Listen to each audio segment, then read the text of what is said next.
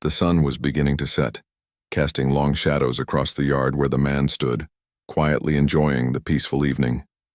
It had been a long time since he'd felt this kind of calm. The days of loud orders, swift action, and high-stress missions were far behind him now. He had left all that behind, choosing instead a life of solitude, far removed from the chaos of his past. He had earned it, or so he told himself. The house was simple, tucked away on a quiet road far from the bustling city. No one came out this way unless they had a reason to. The man liked it that way. It gave him the space he needed to think and breathe. The dog was there with him, as always, by his side. A loyal companion. The dog had been through so much with him. They had seen the best and worst of the world together, sharing moments that words couldn't describe. The dog was a constant in his life, a reminder of a time that was both painful and honorable. The bond they shared went deeper than just owner and pet. It was a partnership, forged in the fire of past struggles. The dog had protected him, saved him, and stood beside him through all the challenges he faced. Now, as the man stood in his yard, feeling the cool evening breeze, he knew that for the first time in a long while, he felt truly at peace. There was no mission, no enemy to face. Just him and his dog enjoying a quiet evening together. But that peace wouldn't last. It started with a faint sound, one the man couldn't immediately place. At first, it was just the distant hum of something in the air, perhaps a car driving down the road. But the sound grew louder, sharper. The unmistakable wail of sirens pierced the quiet evening, cutting through the calm in a way that made the man's senses sharpen. He wasn't used to the sound of sirens out here. This part of the town was far enough away from the main streets that police and emergency vehicles rarely passed by. The dog's ears perked up. The low growl that came from deep within the dog's throat was a familiar sound, one that always signaled something wasn't right. The man instinctively reached out and placed a hand on the dog's back, trying to calm the animal, but he too could feel the shift in the air. Something was off. He just couldn't put his finger on it yet. The sirens grew louder, coming closer until the red and blue lights flashed through the trees at the end of the road. The man's pulse quickened. He didn't like surprises, and this one felt too much like the kind he'd learned to avoid over the years. The dog's growling deepened, the animal's body stiffening as if preparing for something to happen. The man stood there for a moment, watching. It was unusual for the police to stop this far out, especially without any real cause. As far as he knew, there had been no recent activity in the area, no reason for them to be here. He had no idea why they would be coming to his home, but he wasn't about to let the dog's nervous energy escalate into something worse. He didn't want to make a scene, and he certainly didn't want any misunderstandings. But as the car slowed down and stopped near the end of his driveway, the man's heart began to race. The sirens cut off abruptly as the patrol car's lights continued to flash in the dimming light. The officers inside hadn't yet stepped out, but the man knew it was only a matter of time. He turned to the dog, his voice low and calming. "Easy now," he murmured, trying to soothe the animal. But it was clear the dog wasn't so easily calmed. It didn't trust the situation. A few moments later, one officer stepped out of the car and walked toward him, her hand hovering near her sidearm. The man couldn't help but notice the tension in her posture. She was on alert, as if she was expecting trouble, but from what? He didn't know. The last thing he wanted was to make this worse. But he also couldn't help the feeling that something was about to spiral out of control. "Sir," the officer called as she approached, her voice firm and commanding. "Can you come over here for a moment?" The man's gaze flicked over her shoulder, watching the other officers slowly step out of their vehicles, all eyes now on him and the dog. "What's this about?" he asked, his voice steady but carrying the weight of caution. "We received a report of suspicious activity in the area," the officer responded, her tone matter of fact. "We're just checking things out." "Can you tell me who you are?" The man didn't hesitate. "I live here. This is my property. There's nothing suspicious going on." But the officer didn't seem convinced. She took a few more steps toward him, her eyes flicking to the dog still standing beside him, muscles taut, growling low in its chest. The animal was on edge, and the officer's hand was still hovering near her gun. The man knew this wasn't a good sign. He could feel the tension building thick in the air. "Is this your dog?" the officer asked, pointing to the animal. The man nodded. "Yes, that's my dog. He's harmless, just a little protective." But the officer didn't seem reassured. She motioned for the other officers to approach. "We need to make sure everything's fine," she said. The man stood still, the growing unease inside him taking root. He had been in tight situations before, where things could escalate quickly, but this was different. The officers hadn't come prepared. They were on edge, their body language telling him they weren't entirely sure how to handle the situation. The dog barked suddenly, a sharp, warning bark that echoed in the still evening. It was a sound that carried authority, and the officer nearest the dog flinched, taking a step back. The other officers stiffened. The situation was unraveling fast, and neither side seemed to know how to slow it down. The man raised his hands, trying to signal that he meant no harm. "Look, I told you, there's no threat here. Just a misunderstanding. Please take a step back. He's just protective." But his voice didn't carry the weight it needed. Instead, the officers, now visibly nervous, moved in closer. One officer reached out to grab the dog's leash. That was all it took. The dog, sensing the sudden shift in movement, snapped. It wasn't aggression. It was instinct, a protective response to what it saw as a threat. The man's heart stopped as the dog lunged forward, barking fiercely. It was a reflex, not an attack, but to the officers it was the trigger they had been waiting for. One officer panicked and, not thinking clearly, drew his weapon. The shot rang out before the man could even react. The dog yelped, a sound so full of pain and shock that it shook the man to his core. He rushed forward, but it was too late. His loyal companion was already on the ground, its body crumpled, the life slowly draining from it. The man sank to his knees beside the dog, his hands trembling as he cradled the animal's head in his lap. "No."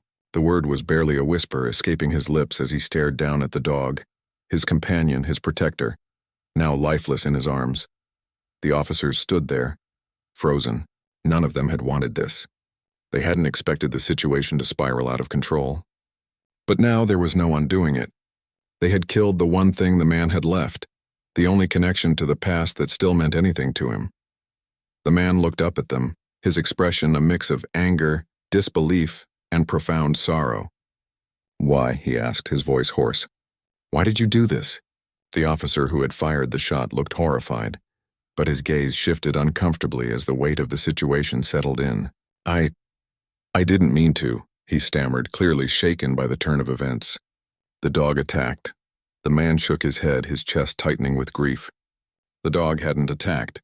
It had only reacted, doing what it had been trained to do. It had protected him, and now it was gone, all because of a mistake, a misunderstanding. The officers stood there in stunned silence, unsure of how to proceed.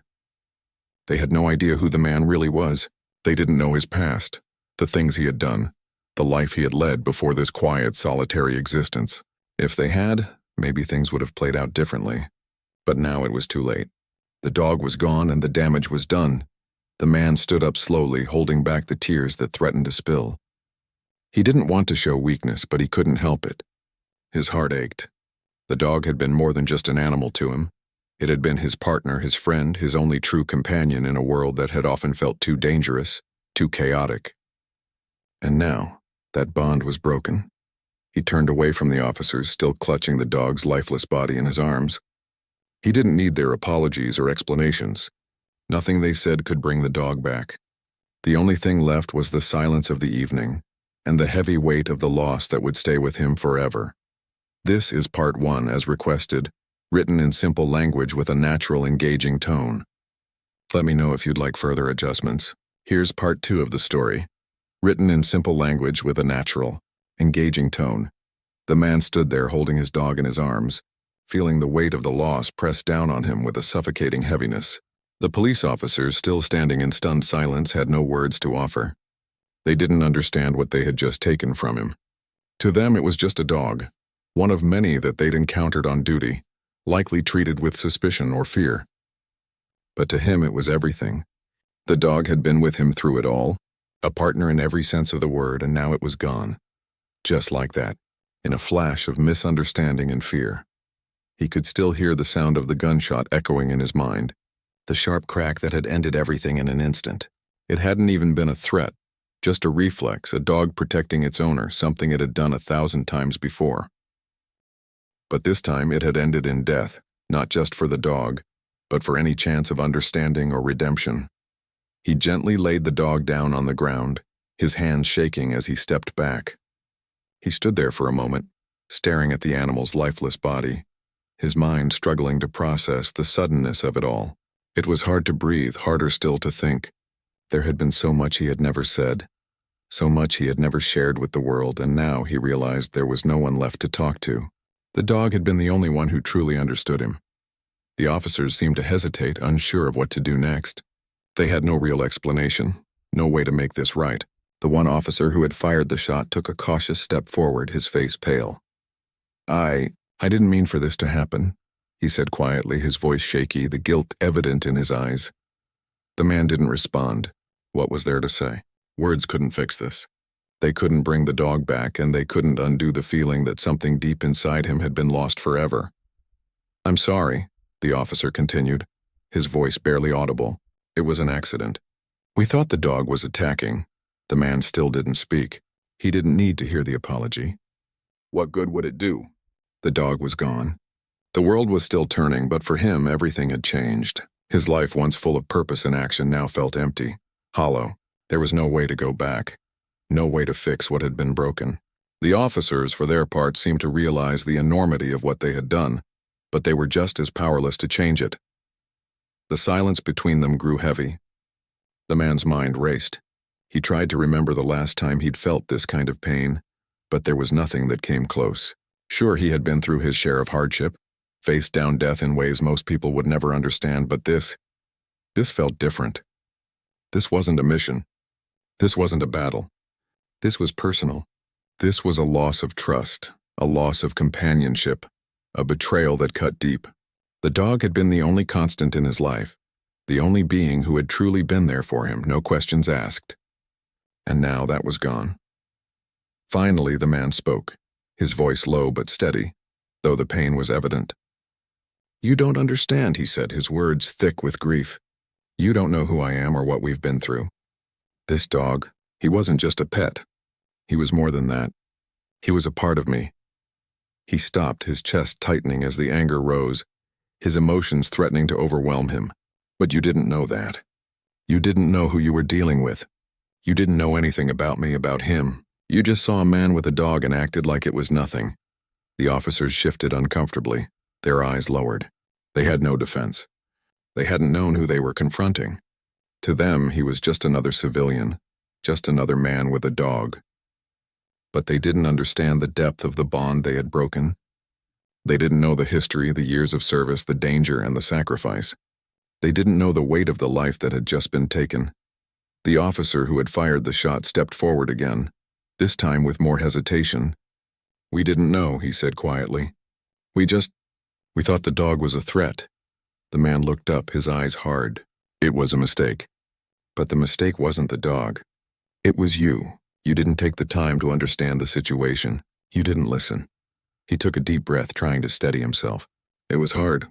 Everything inside him felt like it was on the verge of breaking.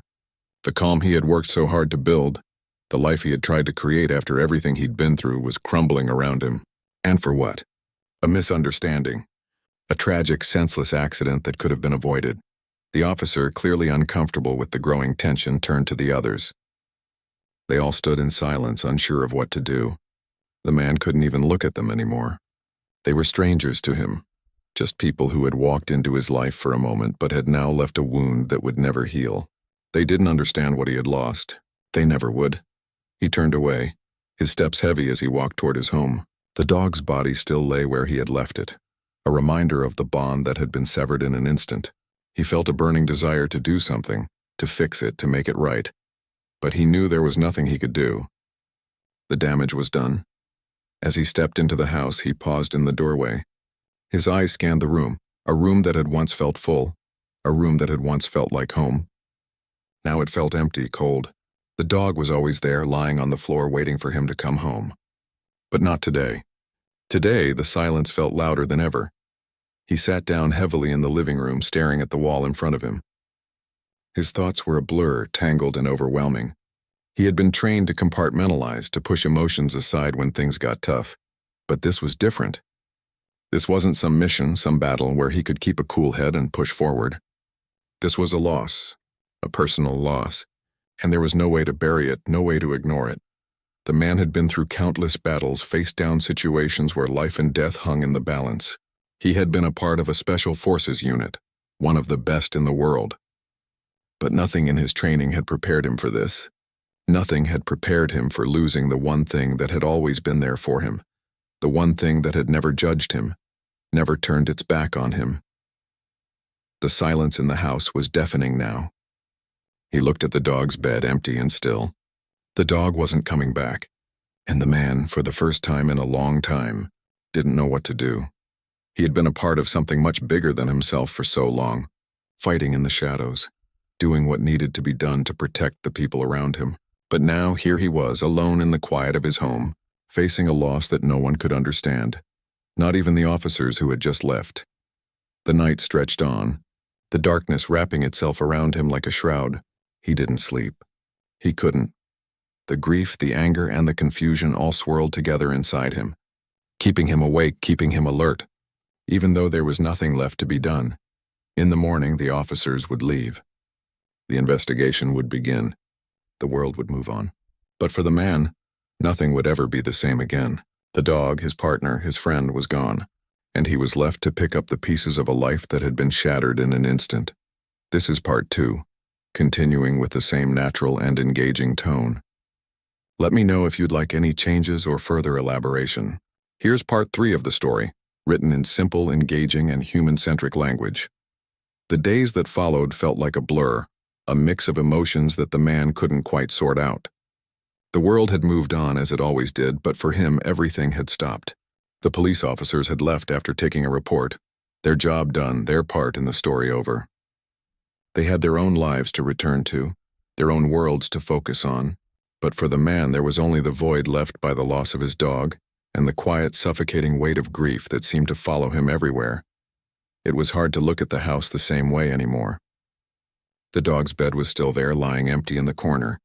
The toys, the leash, the collar, little reminders of what had been, lay scattered around the house like cruel imprints of what he had lost.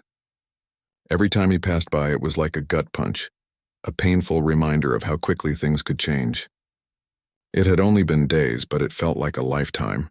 The man found himself spending more time outside, walking aimlessly through the yard, his mind constantly replaying the events of that night. He couldn't get the image out of his head, the dog's final moments, the pain in its eyes, the way it had looked at him just before it had fallen silent. It was like a wound that wouldn't heal no matter how much time passed. As much as he tried to push the memory away, it kept coming back. He had been trained to deal with difficult situations, to keep a cool head in high-pressure environments, but this was different. This was personal, and no amount of training could prepare him for the grief of losing someone who had been by his side through everything. Every now and then, the man would catch himself glancing at the door, expecting the sound of paws on the floor, the familiar weight of the dog pressing against him as it leaned into him for affection. But the silence that followed was deafening. He'd spent so many years with the dog, the bond between them so strong that now in its absence he felt completely alone. The dog had been the only connection to his past, the only one who knew everything, who had been there when things had been too hard to bear, when the world seemed too dark. And now that was gone. His phone never rang. His old friends, people from his days in the service, hadn't reached out. They hadn't forgotten about him, but they didn't know how to help. They didn't know what to say. It was hard to explain something like this, especially to people who couldn't understand the kind of bond he'd shared with the dog. They couldn't grasp the quiet companionship, the years of silent support. The dog wasn't just a pet. It was a part of his soul, and now it had been ripped away in the blink of an eye. One evening, as the man sat on the porch, the distant sound of sirens filled the air again. It was a strange feeling. He had grown used to the quiet, and now the sound of the sirens stirred something deep inside him. It wasn't fear, but something darker, something he couldn't quite name. He looked at the road leading up to his house and saw the flashing lights once again. The same officers were back, but this time they weren't in a rush. They weren't there for a confrontation. They were there to talk. The man felt a wave of resentment wash over him. What could they possibly say that would make any of this better? What could they possibly offer to fix what had been broken? He didn't want their apologies. He didn't want to hear about how it had been an accident. What was done was done. He had lost everything, and there was nothing anyone could say that would change that. But the officers had come to make an offer. They didn't expect it to be accepted, but they wanted to try. They had no way of undoing the mistake, but they could try to make things right in their own way. "I'm sorry for what happened," the officer who had fired the shot began, his voice softer than before. "There's no excuse for it. We didn't handle the situation properly." The man didn't say anything at first. He just looked at the officer, his face unreadable. "We've all been through a lot in our lives, and we know it's not easy. But we wanted to do something for you. We wanted to offer, well, something that might help," the officer continued. "We've been in touch with some people who work with military and service dogs. They can help you get another dog, one trained to work with someone like you." The man's eyes narrowed as he processed the words. They were offering him another dog? As if that could ever replace the one he had lost. As if he could just move on, pretend like it hadn't happened. But as much as he wanted to reject the offer outright, part of him couldn't. He needed to know more. He needed to understand why they thought this would somehow make things better. He took a deep breath, feeling the anger and grief begin to boil again. "You think a new dog is going to fix this?" he asked, his voice quiet but firm. "You think that giving me another animal will erase what you did?" The officer looked down, clearly feeling the weight of the man's words. "No, sir. I know we can't fix what happened. We know we can't bring your dog back, but we thought that maybe a new companion could help. You don't have to accept it. We just wanted to offer it." The man didn't respond right away. Instead, he sat there, his mind racing. The thought of another dog, one that would somehow replace his old companion, felt impossible. No dog could ever live up to what he had lost. But there was a part of him that wondered if maybe, just maybe, it could help fill the emptiness that had settled in his chest. The offer sat there between them, an olive branch extended in the form of a new dog. The man knew it was a gesture, a way to make amends for what had happened, but it wasn't enough. Nothing could ever be enough. But then again, could anything ever bring him peace? Could anything truly heal the wound that had been left when the dog died? He stood up, his knees stiff from sitting for so long. "I'll think about it," he said, his voice rough. The officers nodded, their faces full of regret. They didn't expect him to accept the offer, but at least they had tried. They knew they couldn't undo the past, but maybe, just maybe, they could help him take the first step toward moving forward. As the officers walked away, the man stood at the porch staring out into the distance. He could hear the sounds of the night around him, the rustling of the leaves, the distant hum of cars passing by, but it all felt so far away, so distant. His mind was still stuck on the dog, still stuck on the loss that he couldn't shake. The offer of a new dog lingered in his mind, but it wasn't the answer. He knew that. What he really needed was time. Time to heal. Time to find peace in a world that had suddenly become so much harder to navigate. The night stretched on, and he sat back down on the porch, his thoughts tangled in a web of grief, anger, and uncertainty. The dog was gone, and there was no bringing it back. But the man knew that life would keep moving, whether he was ready for it or not. And maybe, just maybe, he could find a way to move on, to heal. But not today. Not yet. This is part 3, focusing on the man's grief, the offer from the officers, and his struggle with moving forward. Let me know if you'd like any adjustments or further elaboration. Here's part 4 of the story, written in simple and engaging language. The days that followed felt like a heavy fog hanging over the man. Time had a way of blending together when you were grieving, and each day felt like a repetition of the last. He had tried to focus on the mundane, on small tasks, on everyday things, but the weight of what had happened refused to lift. The offer from the officers to provide a new dog still lingered in his mind, but he hadn't made any decisions yet. How could he? How could anyone replace something so important? He had spent so many years with that dog. The bond they shared was unlike anything else. The dog wasn't just a companion, it was his anchor. In the midst of all the chaos and pain he had faced over the years, the dog had been there. It had stood by his side, silent but strong, offering comfort and understanding when no one else could. And now in a flash that bond was gone, and the man was left with the hollow feeling of emptiness that had taken over his heart. He had tried to avoid thinking about it, but it was impossible. Everywhere he looked, there were reminders. The dog's leash still hung by the door. its toys scattered around the house. The empty bed that once had been filled with the dog's warmth. It was all too much. The grief was constant, creeping into every corner of his life, making it hard to breathe. Despite everything, he still found himself stepping outside, pacing around the yard as if the physical motion would somehow help him escape the weight of the grief. It wasn't that he expected to find answers, but sometimes the act of moving, of putting one foot in front of the other, helped him feel a little less trapped. But the silence was always there, following him. The absence of the dog's presence was deafening.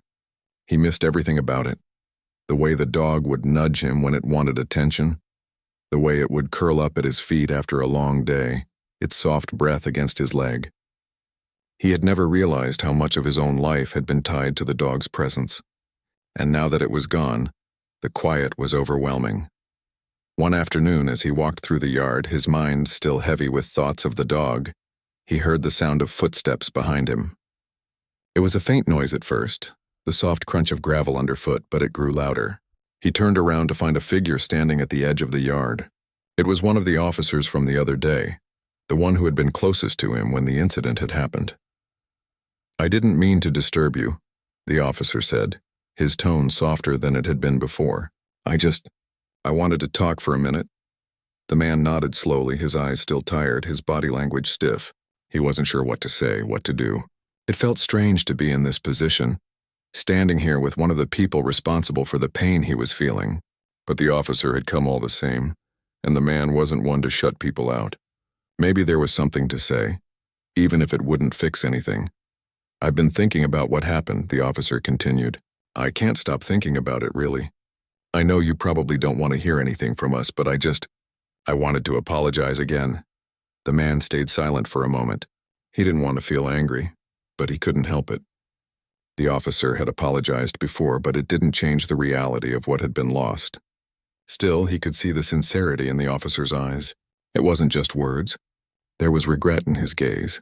The officer was carrying the weight of that night, too. "Apologies don't change anything," the man said quietly. "I've heard enough apologies to last a lifetime. What happened is done, and no one can undo it." The officer nodded, accepting the words without argument. "I understand, but if it helps, I want you to know that we're doing everything we can. The department is reviewing the situation. We're trying to make sure something like this never happens again." The man's eyes softened for a moment. He wasn't sure what to make of the officer's words, but there was a part of him that appreciated the effort. It wasn't about making it right. Nothing could do that. But the man understood what the officer was trying to say. They weren't just brushing it off. They weren't pretending it didn't matter. "I know you're trying," the man replied after a long pause, "but it doesn't make it hurt any less. What I had, I can't just replace it. I can't forget about it." The officer didn't respond immediately. Instead, he took a step back, giving the man space. "I know," he said softly. "I'm not asking you to forget. I just wanted to let you know that we're here if you need anything." The man nodded, but his thoughts were already drifting away. The officer had done what he could, and he wasn't sure there was anything left to say. The apology, though genuine, didn't fix anything. The dog was gone, and the man knew it wasn't as simple as making up for it. What he needed wasn't words, it was time. Time to heal, time to process, time to find a way to move forward without the weight of that loss dragging him down. As the officer turned to leave, the man watched him walk away, his mind swirling with the emotions he had been trying to keep at bay. The offer of another dog still lingered in his thoughts. The idea of moving on so quickly, of bringing in a new companion to fill the hole left by the dog, felt wrong. It felt like betrayal. The dog deserved more than that. It deserved to be remembered for what it had been, more than just a pet, more than just a companion. It had been part of his soul, part of the man's very identity, and no new dog could replace that. But the more he thought about it, the more he realized that maybe it wasn't about replacing the dog. Maybe it was about finding something to help him heal, something to give him the strength to keep going. It wasn't the same, and it would never be the same. But perhaps a new companion could help him face the future without feeling so completely lost. As the day wore on, the man went back inside, the weight of the conversation with the officer hanging in the air. His house felt even more empty than before, and the silence was unbearable. He didn't want to spend another night in the house, surrounded by reminders of the life he had lost. He needed to get out. He needed space to think. Grabbing his jacket, he walked out the door, the cool evening air filling his lungs as he stepped into the night. The streets were quiet, the stars visible overhead. There was something peaceful about being outside at night, a kind of solitude that made him feel less burdened, if only for a while. He didn't have any particular place in mind, but his feet carried him to the edge of town, to a spot where he could look out over the landscape and gather his thoughts. For a long time, he stood there staring at the horizon. The world stretched out before him. It was a sight he had always found comfort in, looking out at the world, knowing that even when things felt broken, the world would keep moving. And maybe, just maybe, he could find a way to move with it. The night air was cold, but it didn't bother him. He welcomed it, as if the chill could numb the ache in his chest, if only for a little while. He didn't have all the answers, and he didn't know what the future held, but he knew one thing for sure. He wasn't going to give up. Not now. Not after everything he had been through. Tomorrow would come, and the next day after that. And with each passing day, maybe the pain would fade a little more. Maybe the loss wouldn't hurt as much. But for tonight, he allowed himself to grieve, to feel the emptiness that had taken root inside him. And somehow he knew that someday he would find a way to move forward. This is part 4, focusing on the man's emotional journey and the continuing aftermath of the loss. Let me know if you need any changes or additions. Here's part 5 of the story, written in simple, engaging, and human-centric language. The days had slowly begun to drift by, each one blending into the next, but the weight of what had happened still hung over him. It wasn't that he expected to forget, but there were moments when the grief felt less overwhelming, as if he could breathe a little easier.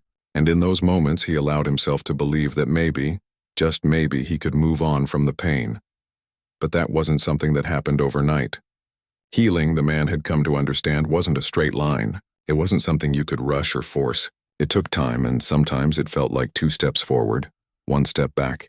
But each day was a step, and each one, no matter how small, brought him closer to the man he used to be, or at least a version of himself that could live with the loss. The offer of a new dog still lingered in the back of his mind, but he hadn't made any decisions. He wasn't sure what he was waiting for.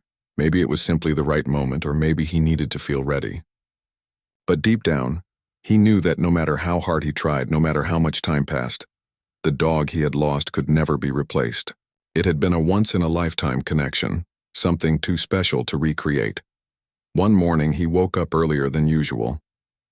The house was still and quiet, the sun not quite up yet, and the stillness in the air made everything feel suspended in time. He didn't know why, but he felt the need to go outside. It wasn't anything urgent. He wasn't chasing an answer or trying to run from the pain. It was simply the need to move, to feel something other than the heaviness that had settled inside him.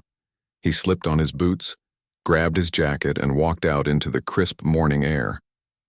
The world was quiet at this hour, the soft sound of birds chirping filling the space around him. The yard, once full of life and movement, now felt empty.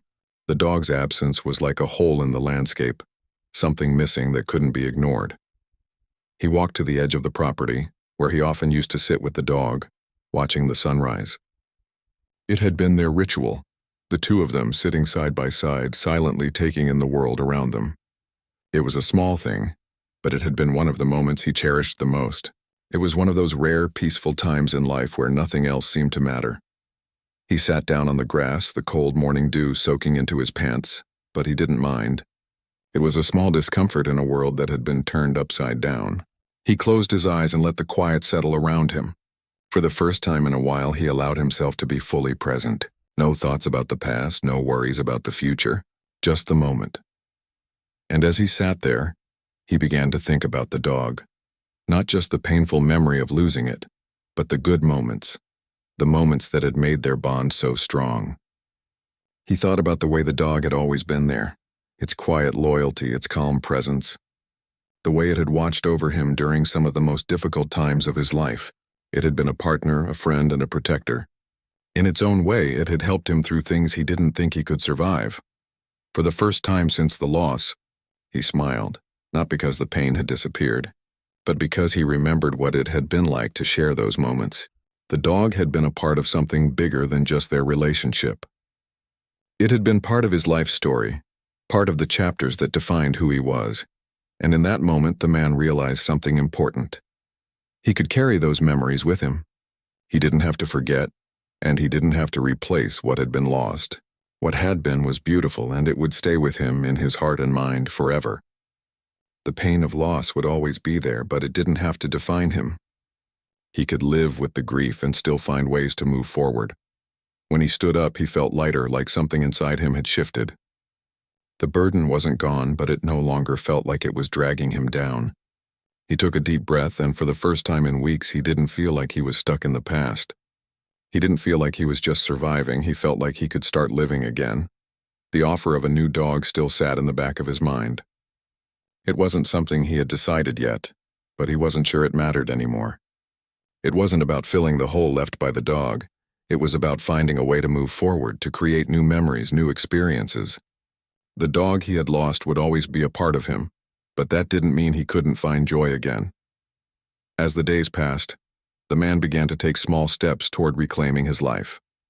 He started going out more, not because he was running from his grief, but because he wanted to find a new rhythm, a new normal. He began meeting people again, talking to old friends and reconnecting with the things he had put aside in the wake of his loss. There were still moments when the grief would catch him off guard. Those quiet, painful reminders, but they were becoming fewer and farther between. One afternoon, as he sat in a cafe, drinking his coffee and watching the world move around him, he noticed something. A couple walked by and they had a dog, a small one with its tail wagging as it trotted along beside them. The sight caught him off guard, and for a moment the familiar ache of loss returned. He thought of his dog, remembered how it used to walk beside him with that same quiet sense of purpose. But this time, it was different. Instead of feeling overwhelmed by the grief, he felt a quiet sense of peace. It was a small thing, but it was enough to make him realize that maybe, just maybe, he was ready to move forward. He wasn't ready to forget, but he was starting to see that there was life beyond the pain. That night he sat on the porch again, the evening air cool against his skin. He thought about the offer to bring another dog into his life. The thought still felt strange to him, almost impossible. But he knew that if he wanted to heal, if he wanted to open his heart again, it was something he might need to consider. The dog he had lost would always have a place in his heart, a place no other animal could fill. But maybe, just maybe, he could open himself to the possibility of new experiences, new connections. He didn't need a replacement. He just needed the space to allow something new to grow, in its own time, in its own way. As he sat there watching the stars begin to appear in the sky, he felt a sense of calm wash over him. The road ahead wasn't clear and he didn't have all the answers. But he knew one thing for sure: he wasn't alone. He had his memories, and he had the strength to move forward one step at a time. Tomorrow would come, and with it new possibilities. He didn't know what the future held, but for the first time in a long while, he felt ready to face it. Whatever it brought, he knew he could handle it. He had faced loss before, and he would face whatever came next with the same strength and resilience that had carried him through it all. And maybe, just maybe, he would find peace again.